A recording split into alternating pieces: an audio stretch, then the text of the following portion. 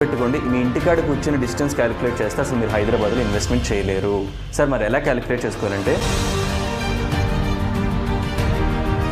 మీరు గుర్తుపెట్టుకోండి మీ ఇంటికాడ కూర్చొని డిస్టెన్స్ క్యాలిక్యులేట్ చేస్తే అసలు మీరు హైదరాబాద్లో ఇన్వెస్ట్మెంట్ చేయలేరు. సార్ మరి ఎలా క్యాలిక్యులేట్ చేసుకోవాలంటే నియరెస్ట్ ఓఆర్ఆర్ నుంచి మీరు ఎంత డిస్టెన్స్ వెళ్తున్నారు అన్నది మాత్రం చూసుకోవాలి. ఫర్ ఎగ్జాంపుల్ బెంగళూరు హైవేలో మీరు షాద్ నగర్ అంటే మీరు ఇంటికాడ నుంచి కూర్చొని చూడకూడదు. ఎగ్జిట్ నెంబర్ 16 నుంచి షాద్ నగర్ ఎంత డిస్టెన్స్ ఉందో చూడాలి.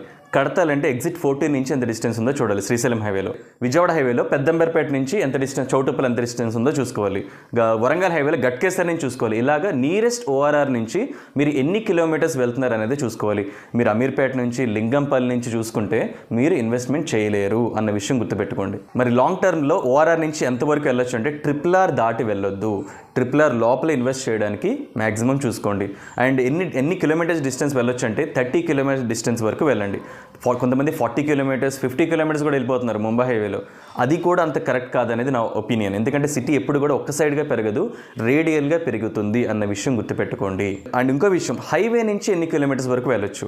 చాలామంది అడుగుతున్నారు, సార్ లాంగ్ టర్మ్ వెళ్తున్నాం కదా హైవేలోనే తీసుకుంటామని. లాంగ్ టర్మ్లో అయినా సరే హైవేలో ఆల్రెడీ రేట్స్ పెరిగిపోయి ఉన్నాయి.